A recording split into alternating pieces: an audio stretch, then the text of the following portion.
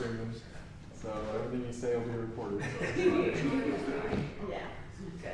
I believe. 699 will be the first song tonight. 699 in the Song for Worship and Praise. I was going to say, the other one doesn't go that far. If you're listening online, we're glad you're able to listen. If you have any prayer requests, let us know. Any questions, feel free to send a message to the Facebook group page. Lord willing, we'll sing a few songs and then we'll turn it over to Wade for the lesson. 699 will be the first song. Down in the River to Pray. Pick this one because it's one of Chad's favorites, but he's not here. So go figure. As I went down in the river to pray, studying about that good old way, and who shall wear the starry crown? Good Lord, show me the way. Oh, sisters, let's go down, come on down. Oh, sisters, let's go down in the river to pray. As I went down in the river to pray, studying about that good old way, and who shall wear the robe and crown? Good Lord, show me the way. Oh, brothers, let's go down,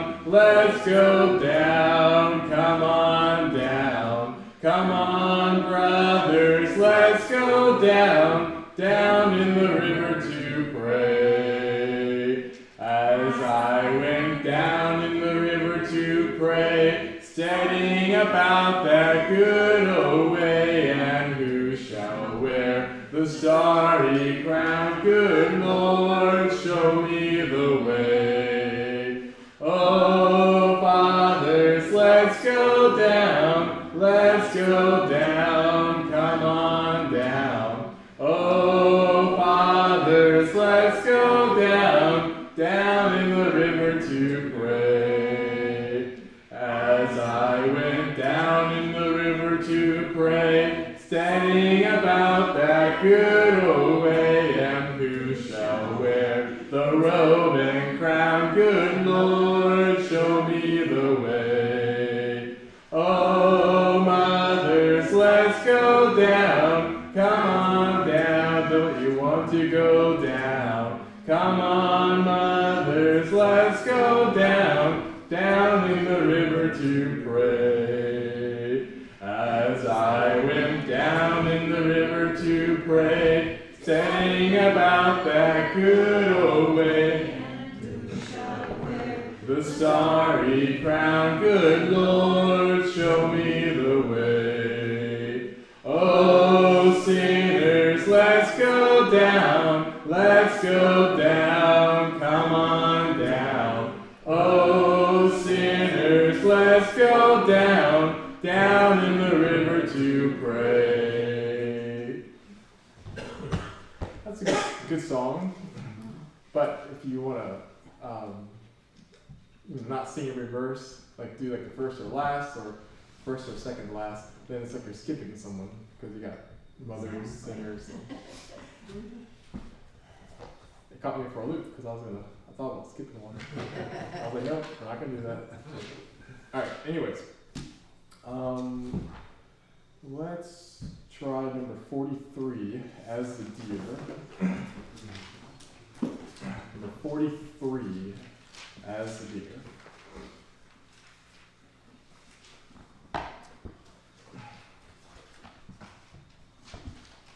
Number 43. As the deer pants for the water, so my soul longs after you. You alone are my heart's desire, and I long to worship you. You alone are my strength, my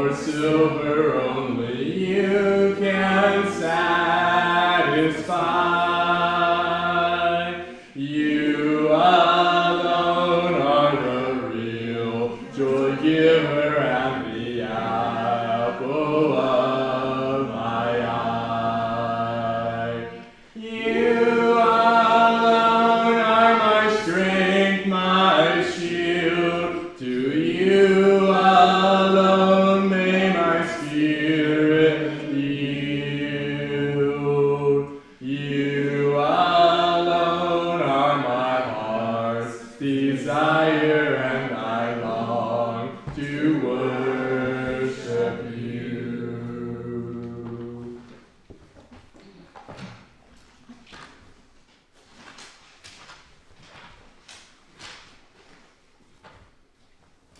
Let's try Sing and Be Happy, 392.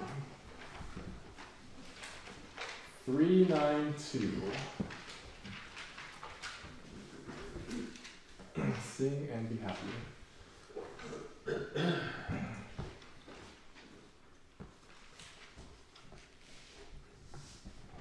If the skies above you are gray, you are feeling so blue. If your cares and burdens seem great all the whole day through, there's a silver lining that shines in the heavenly land. Look by faith and see, my friend, trust in his promises grand. Sing and be happy, press on to the goal. Trust him who leads you, he will keep your soul. Let all be faithful, look to him and pray. Lift your voice and praise with song, sing and be happy today. Often we are troubled and tired, sick with sorrow and pain. There are others living in sin, blessed with earthly gain. Take new courage, we cannot tell what tomorrow may bring. When the dark clouds vanish away, then your heart truly can sing. Sing and be happy, press on to the goal. Trust him who leads you, he will keep your soul. Let all be faithful, look to him and pray. Lift your voice and praise in song, sing and be happy today. Oft we fail to see the rainbow up in heaven's fair sky.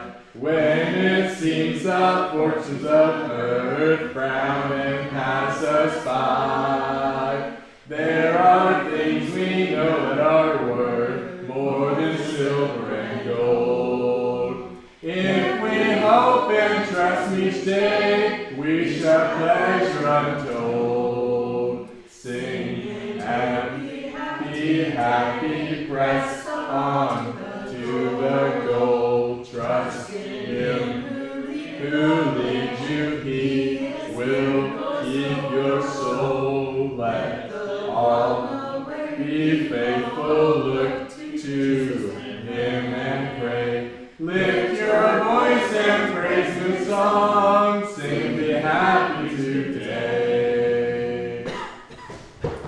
Very good, that sounded very nice. If you want to mark the closing song, it will be 385, The Joy of the Lord. 385. 385, the closing song. And I will turn it over to Wade.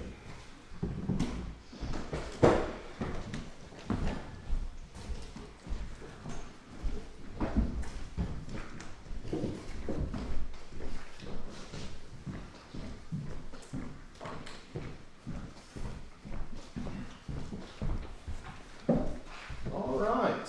Well, I was a little embarrassed today as I was preparing for tonight's lesson because I realized I had tried to put this series of lessons together in chronological order. And as far as I know, I did so through lesson 73, but the last two lessons are out of order chronologically. We actually should be studying Ezra tonight and Nehemiah next week, but when I figured that out about 9:30 this morning, I just decided, well, you all won't be that concerned about it. But anyways, I was a little embarrassed by that, so got all the way to the end. And there's got to be a lesson there, right? Got to be a lesson. So we're going to be talking about Nehemiah rebuilding the wall of Jerusalem tonight, but when I was last with you 2 weeks ago, we wrapped up the story of Esther, and we were looking at the last half of that book. Remember, Queen Esther approaches King Xerxes without an invitation. There's a plan to put all of the Jewish people to death, so there's a plan to commit what we call genocide. She can't approach the king without an invitation, so going to him is a risk. She takes that risk and ends up inviting him to 2 banquets, and he's so pleased with her, he offers her anything she wants, up to half the kingdom, right? And at that second banquet, she reveals Haman's plans to kill all of her people.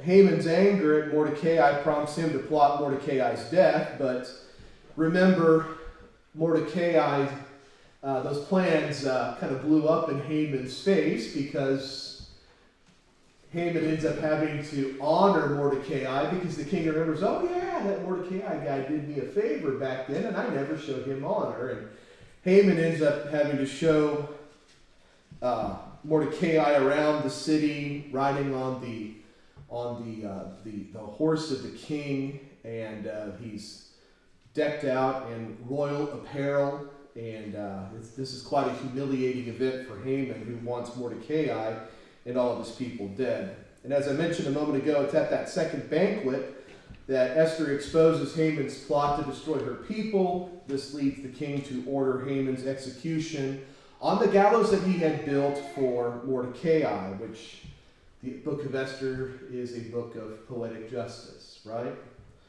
The Jews are granted the right to defend themselves by the king, and this ensures their victory over their enemies. And this is the origins of the festival of Purim, and this commemorates their deliverance from this particular attempt to stamp out the Jewish people. And if you're sitting there thinking to yourself, well, they've kind of gone through a few of those down through history, you're absolutely right. There have been many attempts to stamp out the Jewish people, and yet here they are. And they still are with us. All right, so I thought tonight, before we got into Nehemiah, it'd be good just to back out and take our 10,000-foot view for just a moment. We won't dwell on this a whole lot, but just to kind of get the sequence back in our heads. So 536 to 516 BC, this is when the temple was built. We looked at Ezra chapters 1 through 6. That rebuilding was led by the high priest Joshua and Zerubbabel, who was the descendant of David, one of the descendants of David who was alive at that time. Haggai and Zechariah are the prophets during that period. They're the ones who inspire and motivate the people to get back to the work of building the temple. And then that's followed up by Esther. We just looked at her story. This is where I made my mistake. Ezra arrives in Jerusalem in 458 BC. That's covered in chapters 7 through 10 of the book that bears his name. And Nehemiah arrives in Jerusalem in 445. So we are a bit out of order. My apologies for that. And then we're not really sure when Malachi was written. I think, if I was to take a guess, my guess would be Malachi prophesied prior to the arrival of Ezra. And the reason why I think that will become more obvious later tonight and especially next week.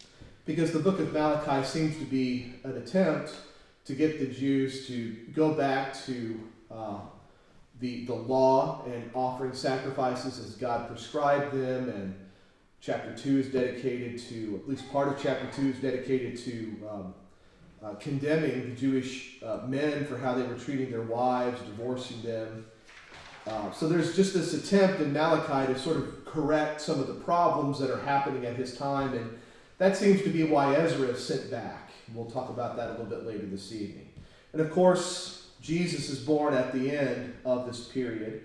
And we're right here in the middle of the period in history where the Persian Empire is sort of the dominant force in this part of the world. And that stretches all the way from the Indus River in India, clear over to the west into Macedonia, almost into Greece, but they never were able to conquer Greece, right?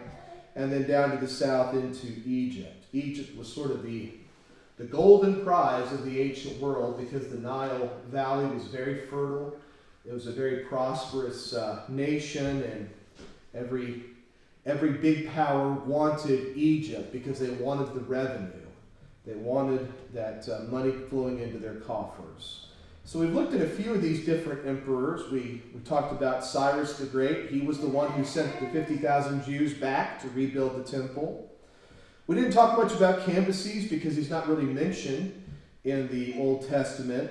But Darius I, the grandson of Cyrus the Great, Darius I is important because he's the emperor who ensures that the Second Temple is finished. He's succeeded by Xerxes, who is Ahasuerus from the book of Esther. And Xerxes, as you may recall, is assassinated, and his son Artaxerxes I takes over for him, although there is some evidence that Artaxerxes was ruling alongside of his father for a period of about 9 years. We call them co-regents. There is some evidence to that effect.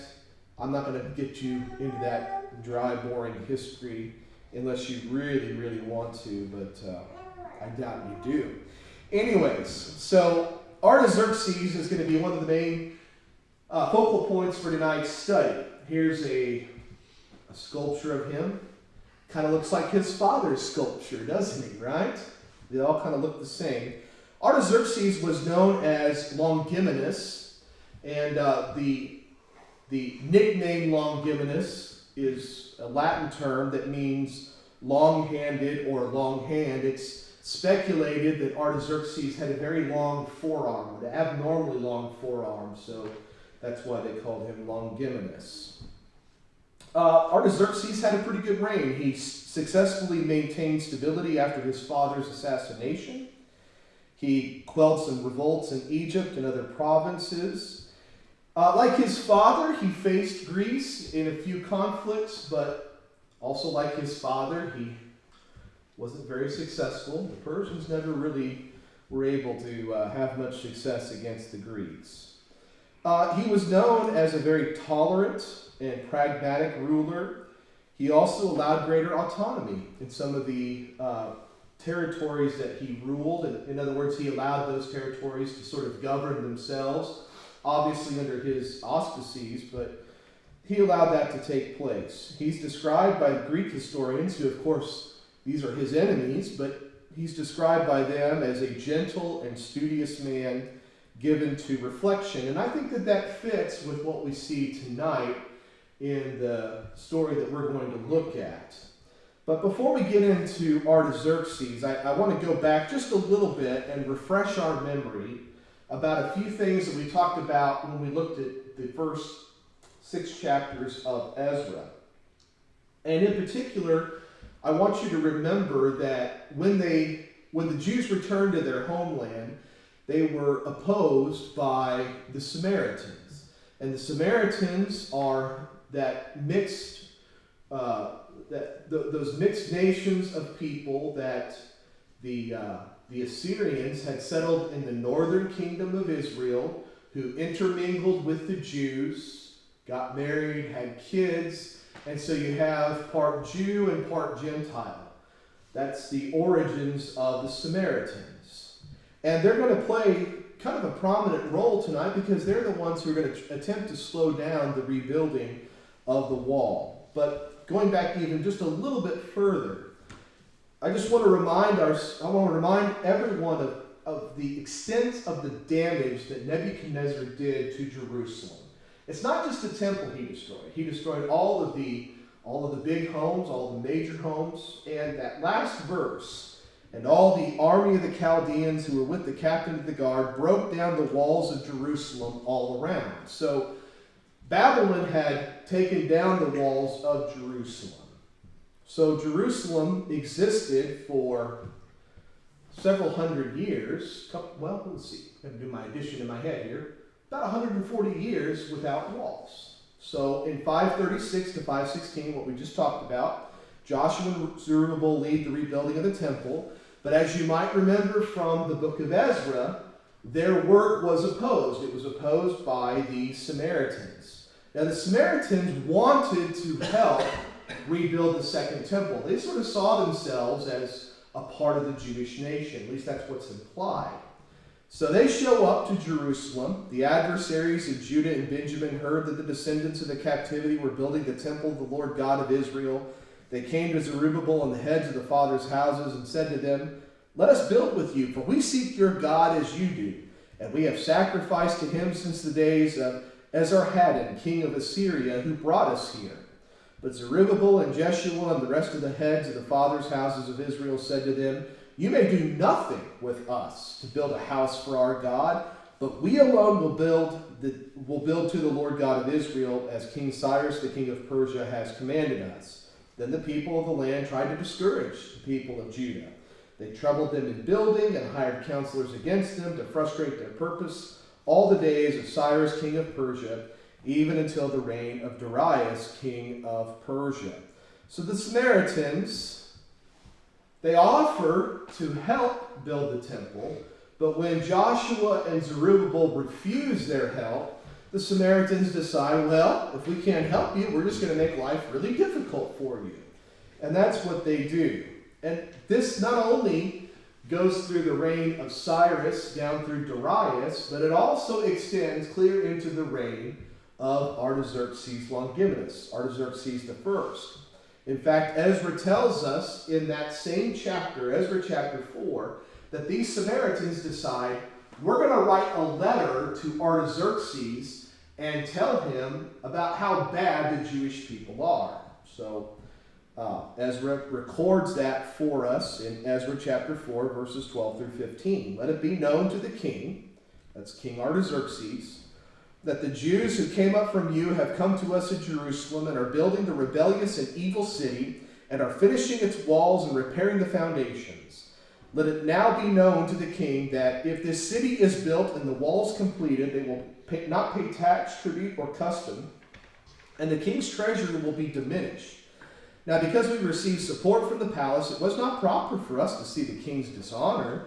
Therefore, we have sent and informed the king that search may be made in the book of the records of your fathers, and you will find in the book of records and know that this city is a rebellious city, harmful to kings and provinces, and that they have incited sedition within the city in former times, for which cause this city was destroyed.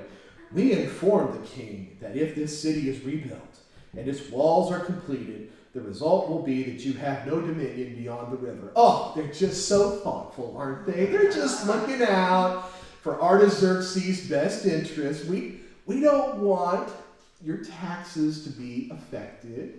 We don't want you to lose control over this region. We're just looking out for you, Artaxerxes. Well, we don't really know how Artaxerxes took this, other than he ends up telling the Jews to stop whatever building they're doing. So the Samaritans informed King Artaxerxes that the Jews are rebuilding Jerusalem, and they couch it, they describe it as a historically rebellious city. So this is just trouble. They warned that restoring its walls and finishing its work will lead to Jerusalem's defiance against royal authority, right? That the Jews are just going to rebel. The officials claim that if the city is rebuilt, the king will lose revenue and control over the region. Oh, we're just looking out for you, Artaxerxes. So they urge the king to check the historical records to confirm Jerusalem's past rebellions and destruction. So Artaxerxes, I guess, does his due diligence and decides, well, let's put a stop to whatever construction is happening in Jerusalem. That's what this paragraph describes. And if we go down to we're going to start right here. Now, when the copy of King Artaxerxes' letter was read before Rehum, Shimshai the scribe, and their companions, They went up in haste to Jerusalem against the Jews, and by force of arms made them cease. So the Samaritans put a stop to the rebuilding of Jerusalem. And this kind of sets us up for the account in Nehemiah and why Nehemiah is so distressed at the beginning of his book. So Artaxerxes halts the rebuilding of Jerusalem. Now, it's a little difficult to know because not all the details are given to us. So he stops the rebuilding of Jerusalem, but not too long after this, he decides to send Ezra back to Jerusalem. So this is Ezra chapter 7, verses 1 through 6. Although I skipped a couple of verses because it lists all the names of Ezra's forefathers, and I thought, we'll just maybe skip those names, all right? Now after these things, in the reign of Artaxerxes, king of Persia, Ezra the son of Seraiah, and here are the names that are really important, the son of Phinehas, the son of Eleazar, the son of Aaron, the chief priest. So Ezra is a direct descendant of Aaron through Eleazar and Phinehas. This Ezra came up from Babylon, and he was a skilled scribe in the law of Moses, which the Lord God of Israel had given. The king granted him all his requests, according to the hand of the Lord his God upon him. Now, we don't know what the request was, at least I'm not able to determine what it was, but it sounds like Ezra wanted to go back to Jerusalem and wanted to help restore the temple worship, to put temple worship back into its proper place. And Ezra interprets the king's favorable reception of this as the hand of the Lord. And this is something this is a thing that I want you to pick up on. We've seen it in Daniel. We've seen it in the rebuilding of the second temple. We've seen it in Esther. Now we're seeing it again in Ezra. Notice how God is orchestrating things in order to accomplish his purpose. But he's doing so with pagan nations, right? First with Babylon, now with Persia. So God is working behind the scenes, orchestrating things so that his will, his purpose can be accomplished. So in 458 BC, go back there. In 458 BC, Artaxerxes sends Ezra back to beautify the temple and restore the Jewish religion. In fact, Artaxerxes sends Ezra back with quite a bit of precious metal, and Ezra is not just going to make sure the priests are offering sacrifices as they should, he's also to kind of put a little shine on the place in the name of Artaxerxes, right? To make it the most beautiful temple around. And Ezra records the letter that King Artaxerxes sent with him.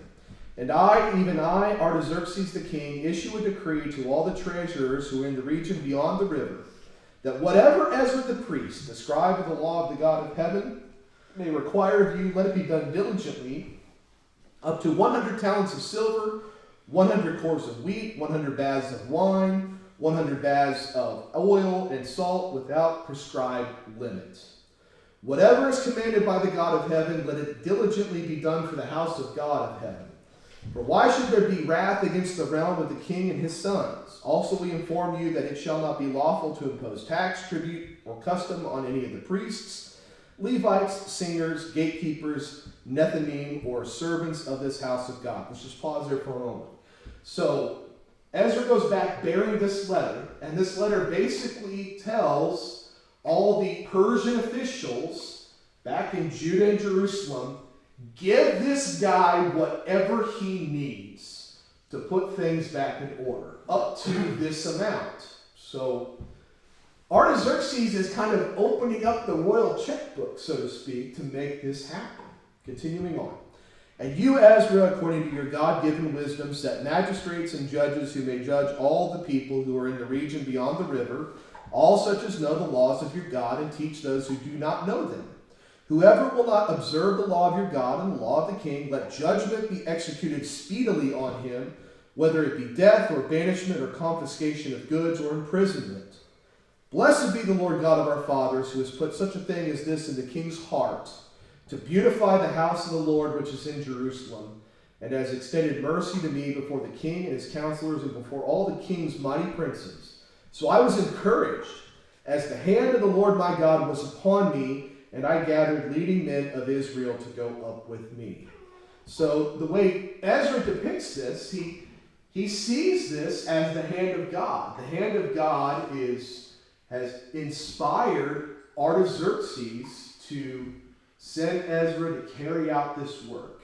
And as I said a moment ago, he's opened up the royal coffers in order to make that happen. So again, we see the people of God interpreting this as God's providential work, making things happen even among Gentile pagan kings. All right, so that kind of gets us set up for Nehemiah. And in Nehemiah chapter 1, we're introduced to this guy, Nehemiah, the son of Hekeliah. And this transpires in the month of Chislev in the 20th year. And that initial date might seem, well, 20th year of what? Well, that's clarified in chapter 2. It's the 20th year of the reign of Artaxerxes I. So 445 BC. All right, so in the 20th year, as I was in Shushan, or Susa, the citadel, that Hananiah, one of my brethren, came with men from Judah. And I asked them concerning the Jews who had escaped, who had survived the captivity, and concerning Jerusalem. And they said to me, the survivors who are left in the captivity in the province are there in great distress and reproach. The wall of Jerusalem is also broken down, and its gates are burned with fire. So it was when I heard these words that I sat down and wept, and mourned for many days. I was fasting and praying before the God of heaven.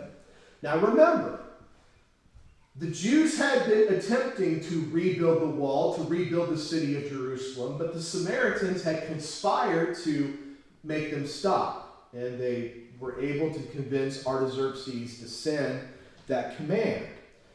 Jerusalem is in real danger. And it's not apparent from the book of Nehemiah what that danger is, but as we've already talked about, there's enemies there. They're opposing the work of the Jews. So this is the 20th year of Artaxerxes, almost 100 years since Cyrus the Great first sent those exiles back to Jerusalem. The temple has been rebuilt. Ezra has restored religious observation. We'll talk about that next week. The Samaritans have conspired to halt the rebuilding of the walls and the rest of the city. And basically what this amounts to is the Jews have no protection from their enemies. That's why Nehemiah is so concerned. It hasn't been that long ago that someone attempted to have all of the Jews killed, right? So it's not just the enemies within the land. You've also got enemies out there in the Persian Empire as well. So when you put this in context of what we read in Ezra and what we talked about in Esther, you can see why Nehemiah is so concerned. What is going to protect the people of Jerusalem from their enemies? And Nehemiah, to his credit, immediately begins to pray. And we'll talk about this here in a moment, but one of the beautiful aspects of the book of Nehemiah are these moments where he just stops immediately what he's doing and prays. This is one of those occasions. And I said, I pray, Lord God of heaven, O great and awesome God, you who keep your covenant and mercy with those who love you and observe your commandments, please let your ear be attentive and your eyes open, that you may hear the prayer of your servant, which I pray before you now, day and night, for the children of Israel, your servants, and confess the sins of the children of Israel, which we have sinned against you. Both my father's house and I have sinned. We have acted very corruptly against you, and have not kept the commandments, the statutes, nor the ordinances which you commanded your servant Moses. Remember, I pray, the word that you commanded your servant Moses, saying, if you are unfaithful, I will scatter you among the nations. I like the beginning of this prayer because Nehemiah is accepting responsibility for the history of his people. Now, was he alive in the time of Manasseh, when Manasseh reversed all the reforms of Hezekiah and brought idolatry back in and had the pagan altars and idols erected in the temple in Jerusalem? Was he alive when all that took place? Of course not, right? But he is accepting responsibility for his people's sins, and he's confessing that to God. And he's asking God to remember the words of Moses. And that quote begins in those last two lines there, and it continues on this next slide. But if you return to me and keep my commandments and do them, though some of you were cast out to the farthest place of the heavens, yet I will gather them from there and bring them to their place, to the place which I have chosen as a dwelling for my name. Now these are your servants and your people whom you have redeemed by your great power and by your strong hand. O Lord, I pray, please let your ear be attentive to the prayer of your servant and to the prayer of your servants who desire to fear your name. And let your servant prosper this day, I pray, and grant him mercy in the sight of this man. For I was the king's cupbearer. It's kind of like this little tagline right at the end. Nehemiah identifies who he is. So Nehemiah prays to God. He acknowledges God's greatness. He acknowledges God's faithfulness to those who love and obey him. And as I mentioned a moment ago, he confesses the sins of the Israelites, including his own and his family's, recognizing that their disobedience to God's commands, has put them in this position. They have been a historically unfaithful people. So he's asking God, please, in spite of this, despite this, hear my plea. Nehemiah recalls that there's a promise in the law, a promise that God will restore his people if they repent and return to him. We're going to look at that in the book of Deuteronomy here in just a moment. And it's interesting to remember that in the old law, God placed these warnings about the consequences that would come upon the children of Israel if they rebelled against him. And he also promised that if they will turn their heart to him, he will restore them. He will deliver them from their enemies. So all of this has already been pre-programmed, if you will. God has already planned all this out when he revealed these things to Moses 1,000 years before this. He asks God, Nehemiah asks God to hear his prayer and grant him success and favor with King Artaxerxes as he prepares to make a request. And this is not unlike what we see happening in Esther, right? Nehemiah is about to go to the Persian emperor, one of the most powerful men on earth, if not the most powerful man at this time. Again, I'm not immediately aware of what's going on in other lands, but I'm guessing he's got a pretty good claim, just judging by the extent of his empire. He's preparing to go talk to the most powerful man on earth and make a bold request. Send me back to my homeland so I can help rebuild the wall and the city of Jerusalem. He's only going to do this with God's help. Here's the promise that God makes through Moses. And it's pretty much what Nehemiah says in his prayer. That God would drive the children of Israel out of their land, that they would live among the nations, but that they would turn their heart to him, incline their ear to him, that he will not forsake or destroy, he will not forget the covenant of your fathers, which he swore to them. I'm starting to run out of time, so I need to get moving here. All right, so let's talk about Nehemiah the cupbearer for a moment, because this is kind of an interesting position he's been placed in. It's not all that different from the place that Daniel had been placed. Daniel had been placed in a very advantageous position. Esther was placed in a very advantageous position, and so was Nehemiah.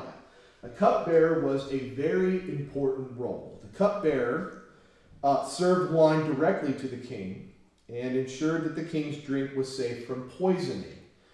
This was one of the easiest ways to assassinate a king. And remember, Artaxerxes' father had been assassinated, right? So a cupbearer was a very trustworthy servant. They would taste the beverage before the king to guarantee the king's safety. But they also maintain very close personal access to the king. And oftentimes, they would become more than just the guy who tastes the king's drink. Many times, cupbearers would become a trusted confidant and advisor. They would also be responsible for supervising royal banquets and the preparation of drinks, overseeing staff, and security of the king's food and drink. Think like an English butler, if you will, right? But he tastes the drink before the king drinks it.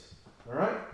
Sometimes these cupbearers were entrusted with confidential communication or errands due to their trusted position. And that's exactly what happens in the story of Nehemiah.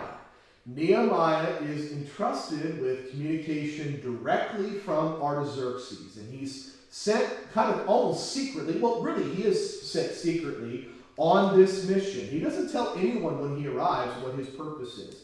He only reveals that a little bit into his journey.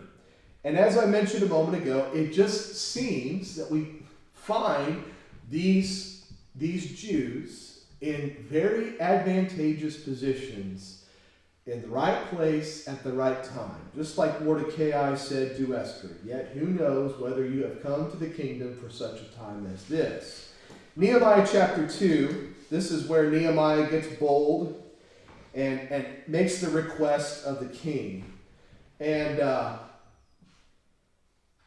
his face is downcast. Artaxerxes wants to know what's going on. Why are you so sad? And Nehemiah said, look, the chief city of my people is still lying in ruins. And why shouldn't I be sad about that? And Artaxerxes asks him, well, what do you request? And I love this last part. So I prayed to the God of heaven. It's like, here's his moment. He's got Artaxerxes exactly where he wants him, so to speak, right? And what does he do? He prays. Before he says another word, he prays. And as I mentioned a moment ago, you have these moments in Nehemiah where he just prays. We already talked about chapter 1, verses 4 and 5, chapter 2, verse 4. And then when we get into chapter 4, as they're facing stiff opposition from the Samaritans, Nehemiah encourages the people to pray. Nevertheless, we made our prayer to our God. So Nehemiah is leaning on God to make all of this happen. So here's his request. If it pleases the king, and if your servant has found favor in your sight, I ask that you send me to Judah, to the city of my father's tombs, that I may rebuild it. Then the king said to me, the queen also sitting beside him, how long will your journey be, and when will you return? So it pleased the king to send me, and I set him a time. Furthermore, I said to the king, if it pleases the king, let letters be given to me for the governors of the region beyond the river, that they must permit me to pass through till I come to Judah, and a letter to Asaph, the keeper of the king's forest, that he must give me timber to make beams for the gates of the citadel which pertains to the city, for the city wall, and for the house that I will occupy. And the king granted them to me according to the good hand of my God upon me. And if you think back, that's pretty much what Ezra said as well, right? He felt like the hand of God was at work, just like Ezra. All right.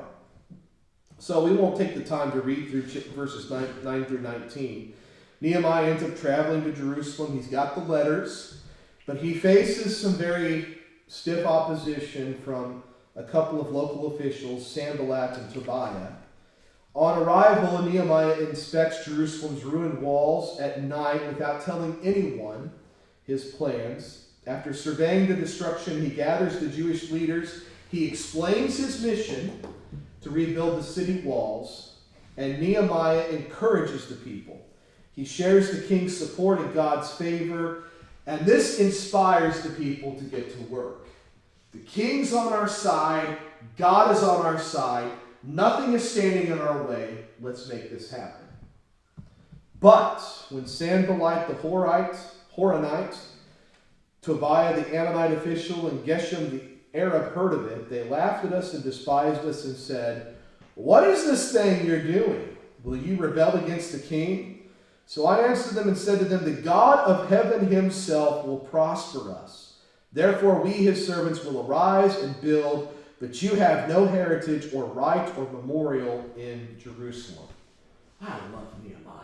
What a great guy. He's like, you guys aren't going to stop us because we've got God on our side. We've got the king on our side. Mock all you want. This wall is going to be built. And it is. It's built quite quickly. In chapters 3 and 4, well, this is more, chapter 3 is more just kind of a record of all the various construction projects for the wall. I'm not going to talk about chapter 3 at all. At the beginning of chapter 4, the Samaritans are mocking the builders. Like, I think one of them says something like, if a fox climbs up on that wall and runs across the top of it, it'll probably just collapse, right? So they're questioning the Jews' ability to build the wall. So the Jews are enduring a fair amount of persecution as they go about this. But once again, Nehemiah turns to God. "Hear, O our God, for we are despised. Turn their reproach on their own heads and give them as plunder to a land of captivity. Do not cover their iniquity and do not let their sin be blotted out from before you, for they have provoked you to anger before the builders." So we built the wall, and the entire wall was joined together up to half its height, for the people had a mind to work. So the people were inspired by all of this. Nehemiah had no trouble getting people to finish this project. Unlike Joshua and Zerubbabel, who ran into all kinds of delays, Nehemiah faces no such problems. I'm just going to skip through this slide because I want to get to this last part here of chapter 4. So chapter 4 concludes. "So it was from that time on that half of my servants worked at construction, while the other half held the spears, the shields, and the bows and wore armor. And the leaders were behind all the house of Israel, house of Judah. Those who built on the wall and those who carried burdens loaded themselves so that with one hand they worked at construction, and with the other they held a weapon. Every one of the builders had his sword girded at his side as he built, and the one who sounded the trumpet was beside me." So they were not just building, they were also prepared for action. They were ready to be attacked. But they were not going to let that fear stop them from finishing the wall. And finish it they did in just a little over 50 days. We're not going to take a look at chapter 5. We'll skip through that part of the book. But I'll just leave that slide there, so that way you can go back if you want to look at that later. What I want to get to, though, is chapter 6, verses 15 and 16. Because it's pretty remarkable what Nehemiah did. In the space of 52 days, they finished rebuilding this wall. That's really incredible. And Nehemiah talks about, we basically weren't taking off our clothes at night except to wash them. I mean, they were working night and day, with swords in their hands, swords in one hand, and hammers in another, if you will. And it happened when all our enemies heard of it, and all the nations around us saw these things, that they were very disheartened in their own eyes, for they perceived that this work was done by our God. Once again, we see the providence of God coming out, right? That this incredible feat was accomplished because God had made it happen. And the people believed that God was making it happen. And that's what inspired them to work. So that's the story of the rebuilding of the wall of Jerusalem. Any questions or comments? I just decided I was going to get through that this evening. Anybody got anything they want to add? Anything unclear? It's a great book. Yeah, Jordan, go ahead. In chapter 2, verse 4, when he says that prayer, I really like that. If I understand that correctly, he's saying a prayer silently. Yes. As he's communicating to someone. Mm-hmm. Sometimes I think we can get the mindset that prayer has to be so certain way that you can drop everything. But I think the New Testament teaches you to pray without ceasing. And I think in this example, someone is kind of doing two things at once, talking to someone, a human, and also praying to God at the same time. Yeah, and it may not have been a very long prayer. It may have been, Lord, give me the courage to say what needs to be said, and then just say it, right? Yeah. But yeah, I think that's an important moment. Yeah, he didn't drop to his knees in front of the king, right? That would be a crime punishable by death. That would be my guess. So yeah, I believe it is a silent prayer. And yes, when we find ourselves in those critical moments, maybe just taking 5 to 10 seconds quietly in our mind and just offering a prayer. Maybe that's something we could do a little bit more often. I think Nehemiah gives us an excellent example. Thanks for that, Jordan. You got anything else you want to add? Yep. Anything else anybody else wants to add? All right, Ezra next week, and we're done with the Old Testament. So, I've been thinking through some possibilities for studies starting in the fall. Been thinking about the Holy Spirit. Been thinking about angels and demons. I've been thinking about maybe taking us through the 400 years between the Old Testament and the New Testament and what happened in those 400 years. I think that might take me about maybe 3 or 4 weeks. We wouldn't need to go into a lot of detail about that. But those are some of the topics that have been floating around in my head. So you might think about which of those sounds good, or if you've got a request. I'm always open to requests. Anything you'd like to look at. I don't think taking 1.5 years is probably what I want to do again in the near future. We might have a study that takes us 1.5 years again sometime down the road, but I was thinking maybe 2 or 3 months, and just hit, several things over the course of the year, and maybe move a little bit more quickly through some things. I've enjoyed this study immensely. I've learned a lot, been reminded of a lot of good things, but I think it would be good maybe to have some shorter studies and cover several different things over the course of the year. So those are my thoughts. I'm open to suggestions. I'm open to requests. So if you've got something on your mind that you'd like to dig into, I got to be honest, I've never taught a class on angels and demons.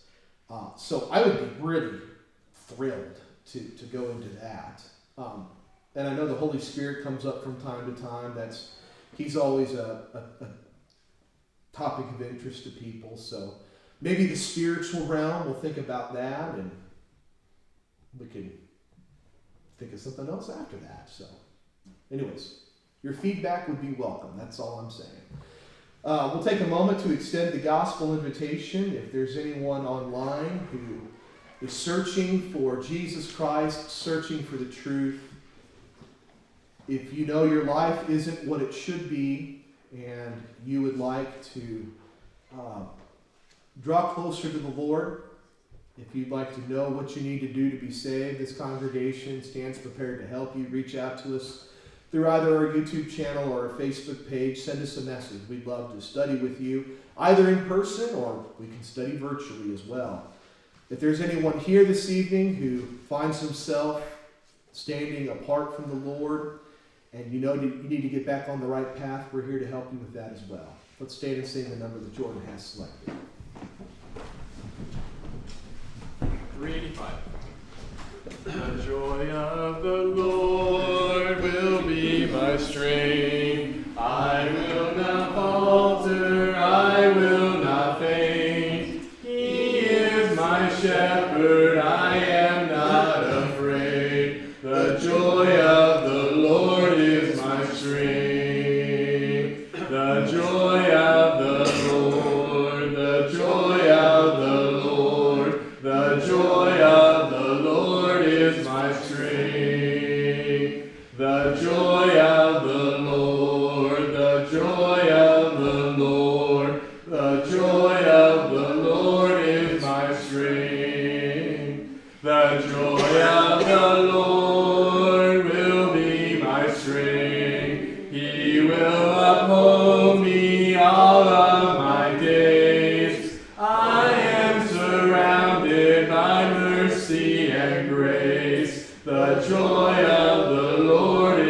my strength. The joy of the Lord, the joy of the Lord, the joy of the Lord is my strength. The joy of the Lord, the joy of the Lord, the joy of the Lord is my strength. The joy of the Lord will be my strength. I will not waver, walking by faith.